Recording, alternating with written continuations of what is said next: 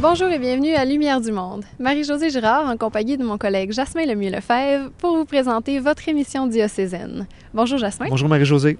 Aujourd'hui à l'émission, on vous présente un homme pour qui il ne faut pas se laisser impressionner par le titre, mais je vous suggère plutôt de vous laisser gagner par sa simplicité. Ben oui, le témoignage de foi d'un archiduc, l'archiduc Rudolf d'Autriche, qui était de passage chez nous pour parler d'un procès en canonisation, celui de l'impératrice Zita, qui a séjourné plusieurs années ici à Québec.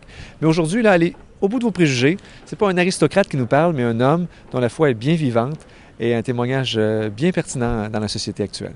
Oui. Ensuite, on vous présente un projet de pastoral du tourisme qui a eu lieu ici même, à l'église Notre-Dame-des-Victoires, cet été. On a rencontré l'équipe d'animation qui a été présente sur les lieux tout l'été pour rencontrer les touristes, les différentes personnes qui ont fréquenté le quartier Petit-Champlain, pour vous faire part de l'importance de l'accent qui a été mis sur l'église en tant que lieu de culte, bien avant d'être un lieu touristique. Et pour commencer, on sait les bénévoles sont souvent l'âme des paroisses et de plus en plus d'événements reconnaissance sont produits. Pour les remercier, on vous présente un exemple, celui des paroisses Saint-Yves et Saint-Louis-de-France à Sainte-Foy, à Québec. On vous souhaite une bonne émission.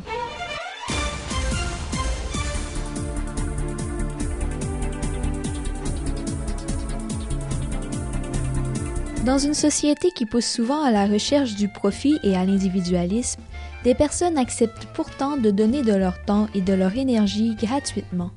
Ce sont les bénévoles. Pour honorer ceux de leur communauté, les membres de l'équipe pastorale des paroisses Saint-Yves et Saint-Louis-de-France à Québec ont organisé un gala de reconnaissance de l'initiative bénévole du milieu. Mais qu'est-ce qui motive les bénévoles à se donner, parfois fidèlement depuis de nombreuses années? C'est enrichissant. L'entraide, il y a beaucoup. À l'école de mes enfants, chaque année, il y a un thème. Et cette année, c'est l'entraide, c'est fort, c'est énergisant. Et je trouve que c'est vraiment très adéquat. Et ce sont des valeurs qu'il faut continuer à inculquer à nos enfants. Et en fait, moi, cette implication-là fait partie de mes vœux, ça fait partie de mes engagements en tant que chrétien, en tant que femme, puis en tant que religieuse. Ces engagements auprès des jeunes que je fais depuis que je suis au Québec. C'est ça, c'est pour aider ceux qui arrivent. Il y a beaucoup de familles, même dans cette année, beaucoup de familles qui sont arrivées, des plus jeunes familles. Puis on veut s'intéresser, parce que si on laisse tout tomber, ces gens-là arrivent puis sont un peu mal pris. Hein? Tandis que là, on veut les aider à continuer puis les motiver. J'aime ça parce que j'apprends tout le temps des choses quand je le fais. Tu sais, l'entraide, parce que je travaille avec beaucoup de monde. Fait que j'aime vraiment ça aussi parce que je sais que les gens ils apprécient quand je le fais, mais aussi parce que tout ce que l'Église nous fait, nous, je leur dois quelque chose et j'aime vraiment ça, mais faire le bénévolat. D'abord, j'ai toujours été motivée. Au début de mon mariage, j'ai commencé à coudre pour des enfants qui étaient moins fortunés. Alors, j'ai toujours eu cette tendance à aider les autres. J'ai pas grand mérite, c'est en moi de faire ça. Puis j'ai compris l'importance d'aider les autres, puis le bonheur que ça peut nous apporter à aider les autres. Bien, disons que dans la vie, je suis assez favorisé. Et puis, j'ai décidé que, comme chrétien, comme croyant, c'est important d'aider les gens qui sont plus démunis. Oh, je vous dirais, je pense que c'est la joie de partager, d'aimer, tout simplement. C'est parce qu'on est attaché à notre paroisse. Puis on voit que nos jeunes, nos enfants et nos petits-enfants, ils sont croyants, mais ils ne sont pas nécessairement pratiquants. On a dit la seule façon, nous autres, de leur montrer qu'on aime le bon Dieu, la seule façon, c'est de vivre chrétiennement, de leur donner le bon exemple. À ce moment-là, ils vont dire, le bon Dieu est là. Quand on va partir, on va avoir confiance parce que le bon Dieu va être avec nous autres, puis il va être avec eux autres aussi. C'est plus intéressant d'être près d'eux. On est chanceux parce qu'il y a beaucoup de personnes qui n'ont plus leur mari, tout simplement, ou qui n'ont plus leur femme. Alors, on est chanceux d'être encore ensemble depuis 61 ans cet été. On va continuer tant qu'on aura la capacité de le faire. Puis ça nous fait plaisir. Puis je pense qu'on en retire quelque chose aussi. Les réactions des bénévoles face à la reconnaissance de leur implication sont diverses. J'aurais mieux aimé que ça ne soit pas reconnu. Parce que le propre du bénévolat, c'est de travailler à l'ombre, puis faire ce qu'on nous demande, puis de faire le mieux qu'on peut. Bien, ça me fait un petit chaud au cœur, là. Ça nous montre que...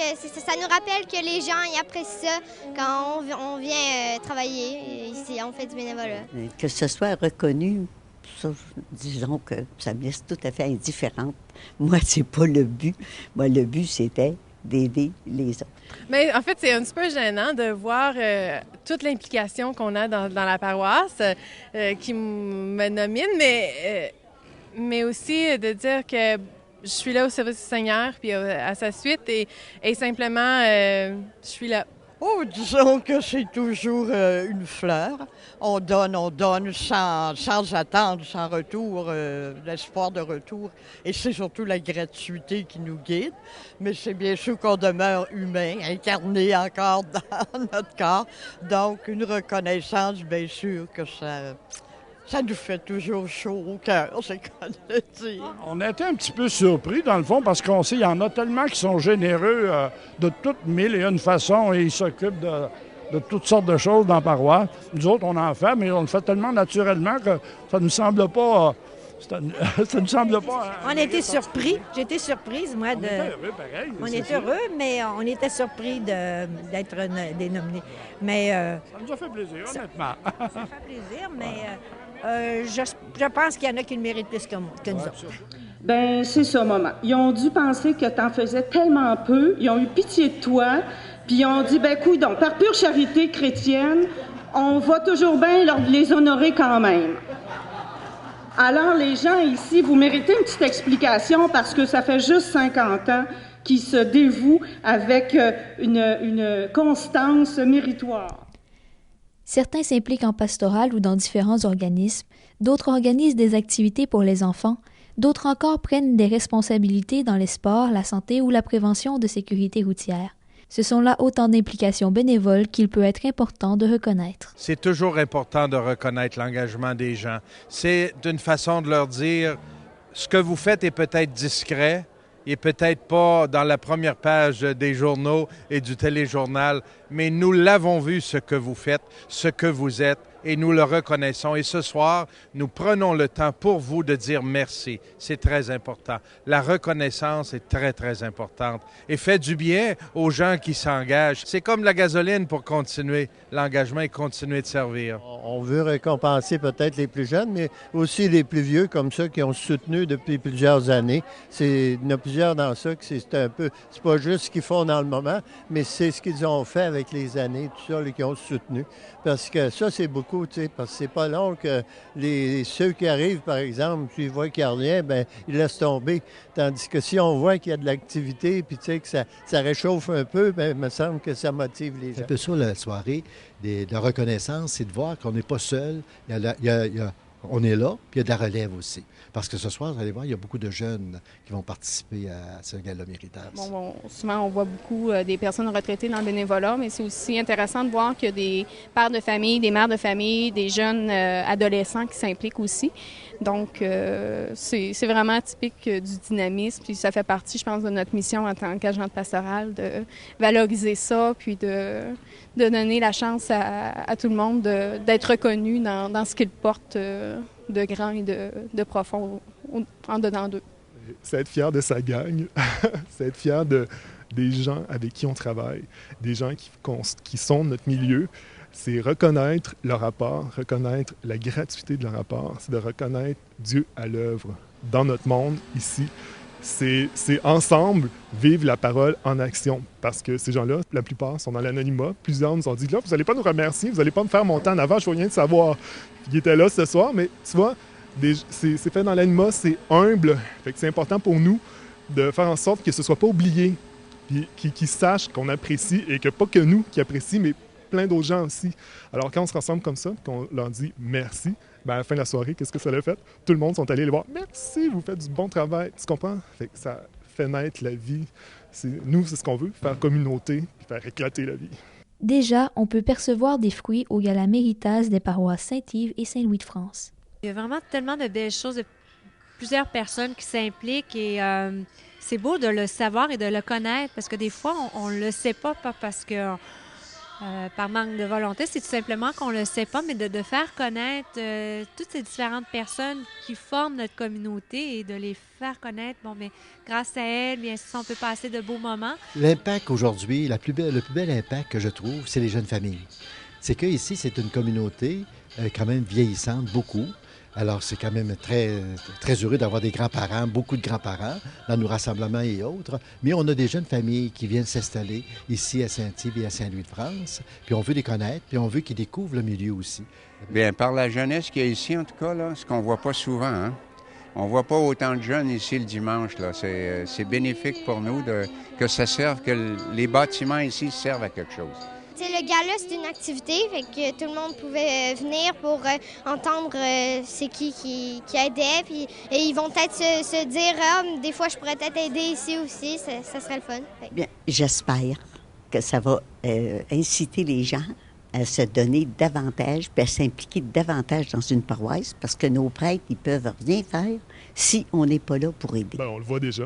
Ce soir, tous les gens qui sont partis en prenant par le bras, puis disant merci, et qui nous ont dit à l'année prochaine, vous allez refaire. La fierté, l'entraide, le soutien, l'encouragement, tout ça, on le voit déjà ce soir. Et ça crée comme un mouvement avec lequel ils repartent. Ils sont nourris, ils sont motivés. Ça va les porter pendant un moment. Ils vont se parler à cause de ça. J'ai eu quelques commentaires en sortant. Les gens étaient très touchés. Fait que j'espère que ça leur aura au moins permis de connaître d'autres organismes, de voir qu'est-ce qui se faisait ailleurs. Et ce que j'ai trouvé très beau ici ce soir, dans ce gala, c'est qu'on a reconnu des gens impliqués dans la communauté chrétienne, au niveau de la pastorale, au niveau des enfants, des jeunes, enfin tous les secteurs de la vie paroissiale. Mais on a aussi reconnu des gens qui s'impliquent dans le milieu, dans la vie de cette société, de cette communauté humaine. Des chrétiens, c'est aussi des citoyens et souvent on se retrouve ensemble dans plusieurs engagements. Quelle belle initiative que de reconnaître des gens qui, à longueur d'année, apportent leur talent, leur temps, leurs ressources, leur amour pour servir les autres.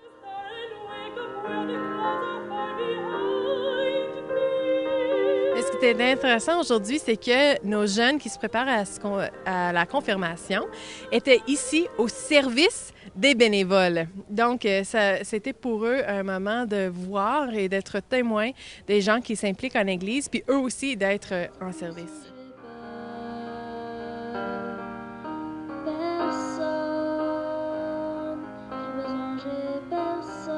On est original dans une manière de le faire, mais presque dans toutes les paroisses, il y a une action qui est faite pour reconnaître les bénévoles.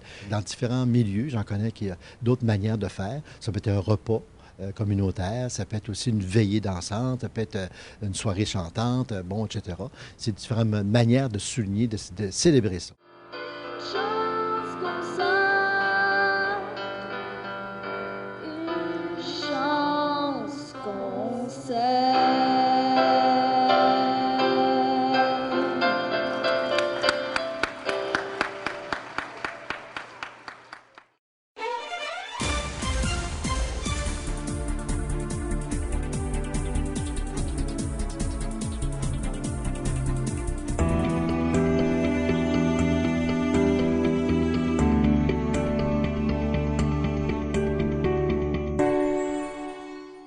Bonjour, pour la deuxième fois cette année, Son Altesse impériale et royale, l'archiduc Rudolf d'Autriche, vient donner une conférence à Québec pour parler de ses grands-parents.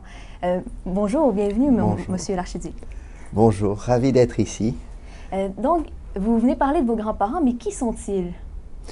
Alors, mon grand-père était le dernier empereur régnant et le dernier roi qui a reçu l'onction, régnant d'Autriche, et qui a reçu l'onction en Hongrie. Et ma grand-mère était une princesse française de Bourbon-Parme et qui a également régné 2 ans comme mon grand-père. Et pourquoi venir en parler? Pourquoi en parler aux gens? Parce que, très simplement, l'Église, après une très longue enquête, a d'abord béatifié mon grand-père en l'an 2004. Et le procès de béatification de ma grand-mère a commencé il y a 2 ans. Et il se fait que dans un procès de béatification, on analyse tous les endroits où la personne a vécu un certain temps. Or, durant la guerre, comme nous avions été condamnés à mort par les nazis, ma grand-mère a dû fuir l'Europe et est venue s'installer au Québec pendant 8 ans. Alors, c'est la raison pour laquelle une association canadienne s'est formée. Et je viens la soutenir. Vous me disiez que vous en parliez de plus en plus vous faites des conférences. Oui. Est-ce que ça a un impact dans votre vie? C'est pas évident parce que je prends beaucoup de mon temps pour faire cela. Je suis pas un conférencier naturel, si vous voulez, donc j'ai commencé sur le tard. Mais c'est une chose qui est magnifique parce que j'apprends à connaître ma grand-mère et ma famille parce que j'ai dû étudier beaucoup plus que ce que je connaissais naturellement. Et je suis parfois émerveillé de ce que je découvre. Et qu'est-ce qui peut vous influencer justement dans votre vie? Je pense que vous venez parler de famille ce soir. Oui. Est-ce que la spiritualité justement de vos grands-parents ont un impact sur votre famille? Alors, clairement. Disons, dans notre famille, qui est, comme vous le savez, probablement une des plus anciennes au monde, si on remonte en ligne directe, ça remonte jusqu'à l'an 680, donc c'est quand même assez loin. La caractéristique principale a toujours été la foi. Et ça, c'était le fil rouge, si vous voulez, de génération en génération. Évidemment, à chaque génération, il faut que la nouvelle génération accepte ce que les parents essayent de transmettre. Et ça s'est fait en général. Et alors, dans la famille, on a toujours été pieux, mais alors, si vous voulez, à un moment donné, chez mes grands-parents, ils ont eu cette démarche qui était réellement l'intention de faire le pas suivant, c'est-à-dire de pratiquer les vertus de façon héroïque. Et dès leur mariage, mon grand-père a dit le jour de son mariage à ma grand-mère, maintenant il faut que nous nous appuyions l'un sur l'autre pour arriver au ciel. Un fameux programme. Oui. Et donc, logiquement, moi je connais toutes ces histoires, ça nous donne encore plus de devoirs, n'est-ce pas? Parce que finalement, on voit que ces personnes qu'on a pu toucher ont fait ce cheminement assez extraordinaire. Et quel est le centre un peu de cette spiritualité de la famille pour votre grand-mère, l'impératrice Zita? Alors, très clairement, d'abord, la Sainte Messe et l'Eucharistie, hein, donc la foi, c'était évidemment lumineux chez elle. Hein, tout ce qu'elle disait et faisait passait par le filtre de la foi. Mais l'Eucharistie, la messe, le chapelet quotidien, je me souviens, la voyant le soir, quand elle était déjà assez âgée, il y avait à l'époque, je ne sais pas si ça existe encore, sur Radio Vatican, à 9h du soir, heure européenne évidemment, le chapelet, et elle le récitait toujours avec Radio Vatican, puis se couchait vers 9h30.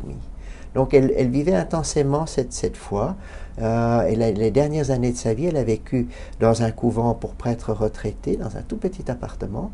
Elle allait 2 fois par jour à la messe. Donc c'était très, très impressionnant de voir ça. Oui. Ce que vous connaissez d'elle, que vous découvrez, que vos grands-parents ont fait par rapport à leurs enfants, à leur famille, oui. Est-ce que vous voyez que ça s'applique aussi avec vos enfants à vous? Alors, je suis béni du ciel avec nos 8 enfants. Je peux dire qu'aucun n'a perdu la foi, comme ça peut arriver aujourd'hui. Et j'irai même un pas plus loin. Je dirais que même certains sont peut-être plus loin que leurs parents dans ce développement de la foi, ce qui nous impressionne toujours beaucoup. Oui. Qu'est-ce que vous pouvez leur souhaiter justement pour la suite? Écoutez, quand les parents aiment et aiment un enfant, ils veulent pour cet enfant le meilleur. Donc, en général, dans les familles, la première chose qu'on fait, on demande le baptême pour l'enfant. Hein. Et puis ça, c'est la première étape. Et tout le reste suit. Et on peut évidemment leur donner le catéchisme, on peut leur dire de faire ceci, de faire cela. Mais aujourd'hui, si vous le dites, c'est pas suffisant. Il faut le faire avec eux. Et beaucoup parler, beaucoup expliquer. Et puis, il y a un moment donné où le jeune va se prendre lui-même en main et dire, ben voilà, nous avons un frère de mon fils, le dernier, qui s'appelle Joseph. Eh bien, il était connu dans la paroisse pour aller se confesser toutes les semaines. Et un jour, le vieux prêtre, je dis le vieux, il était âgé, il avait 10 ou 92 ans. Un jour, il n'était pas venu depuis 8 jours se confesser. Il le regarde à la fin de la messe et lui dit, grand pécheur, viens ici te confesser. Tout le monde a éclaté de rire, évidemment. Mais c'était un développement extraordinaire de voir cet enfant qui, de lui-même, allait tous les 8 jours se confesser, par exemple. Donc, vous pensez que l'impératrice Zita peut vraiment avoir un impact positif dans son influence? Alors, absolument. Merci beaucoup, archiduc Rudolf d'Autriche. Merci bien, merci beaucoup.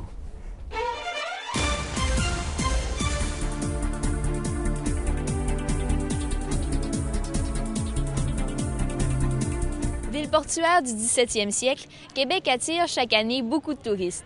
Située tout près du Vieux-Port, l'église Notre-Dame-des-Victoires, l'une des plus anciennes églises en pierre d'Amérique du Nord, a été déclarée monument historique de la ville de Québec.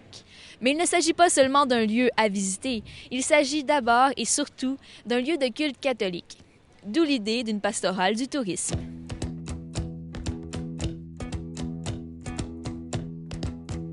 Il est venu par le vaste océan, poussé par le vent. Ici, on est au cœur du Vieux-Québec, un quartier historique, et les touristes viennent naturellement dans ce lieu-ci.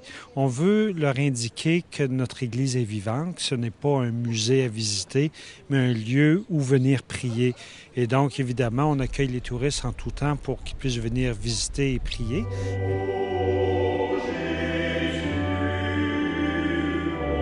Croyez-vous que c'est important de faire une pastorale du tourisme?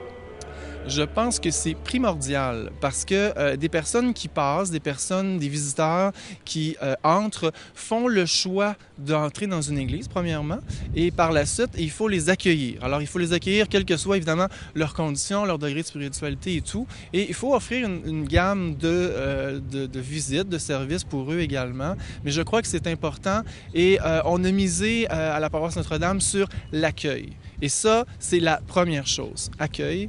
Par la suite, tout peut se faire. L'accueil, c'est le premier acte pastoral. C'est celui sans lequel rien ne sera possible. L'accueil, c'est aussi faire famille. On s'est donné comme projet pastoral d'évangélisation, gens d'ici d'ailleurs, soyez les bienvenus, faisons famille. D'une certaine façon, par cet accueil-là, très, très large, fait à tous, des fois, on suscite des réconciliations importantes. Aujourd'hui, les gens sont intéressés par l'histoire, mais d'autres fois, c'est leur vie qu'ils viennent raconter.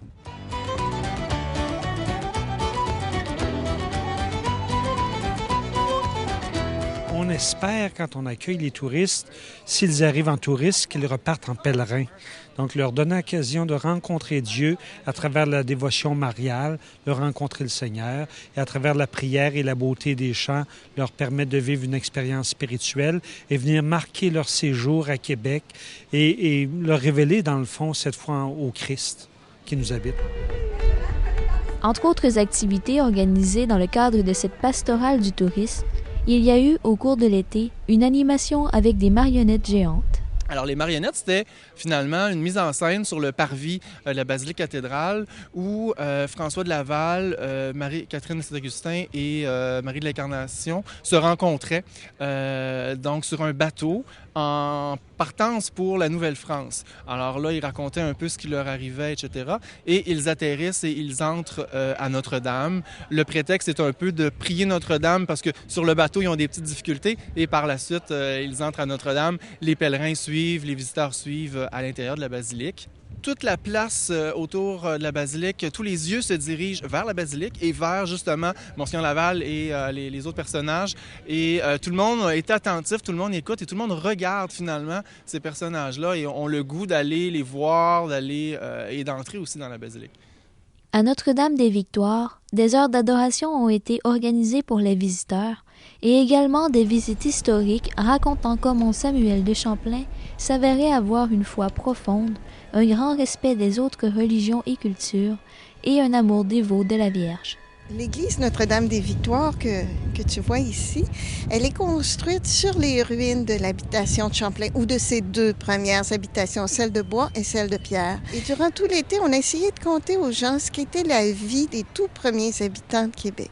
Il y a des gens ici qui ont beaucoup souffert, qui ont beaucoup aimé, qui étaient loin de leurs femmes, loin de leurs enfants, qui sont peut-être pas des grands saints de l'Église, mais qui sont les gens qui ont fondé notre pays à travers beaucoup de difficultés. Et c'est ça qu'on a essayé essayer de remettre en valeur. Ici, c'est non seulement l'ancrage d'un peuple, mais c'est l'ancrage d'une foi en Amérique du Nord. Finalement, le sommet de la foi, l'Eucharistie, est aussi offert aux pèlerins qui passent par la place royale. Il s'agit de la messe bilingue des pèlerins, organisée spécialement pour les croisiéristes qui débarquent au Vieux-Port. Alors, première expérience, on l'a fait 5 fois cette année. On est obligé de faire confiance à la Providence parce que notre capacité de faire connaître l'événement est assez limitée. Et là, nos cloches chantent le rassemblement de la messe. C'est par nos cloches que nous disons aux pèlerins qu'il y a une messe. Et donc, cette année, on a eu une assemblée qui a varié entre 15 personnes et 75 personnes. Mais pour nous, l'élément fondamental, c'est de permettre aux visiteurs de vivre une expérience spirituelle dans la tradition catholique. Et donc, c'est dans cet esprit-là qu'on le vit. Donc, il y a 10 personnes ou 50. Pour nous, c'est important de le faire pour garder sa vocation de lieu de prière à cette église-là, qui n'a jamais changé de vocation depuis sa construction en 1688. C'est sûr que l'expérience nous dit que c'est très positif. Évidemment, on va essayer de travailler pour faire connaître l'événement, même aux gens de Québec, parce que les gens qui sont en congé ont une certaine habitude de venir dans le Vieux-Québec et à la Place Royale. On espère qu'en 2-3 ans, on sera capable de dire, quand on vient à Notre-Dame-des-Victoires, l'église est toujours ouverte.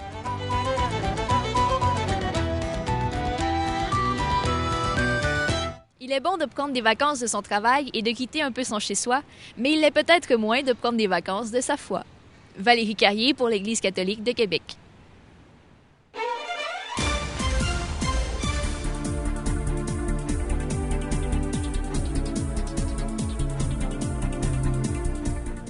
Je trouve que le projet de pastoral en tourisme est très intéressant parce que même l'été, même lors des vacances, c'est important de prendre un temps pour s'intérioriser. Absolument. Puis, il y a des gens à l'année qui viennent ici à Place Royale et on ne sait jamais comment l'Esprit Saint peut agir dans leur fort intérieur lors d'une simple petite visite ici. Je suis bien d'accord avec toi. Oui. La semaine prochaine, à l'émission, Marie-Josée? D'abord, on vous présente la deuxième partie de l'entrevue avec l'archiduc d'Autriche. Et également, on vous parle de l'Office culturel Cluny. Et également, il y a un grand colloque sur le catéchuménat qui s'est déroulé ici, à Saint-Augustin-de-Desmaures. Et on vous présente un reportage fort intéressant. On se dit à la semaine prochaine. Au revoir.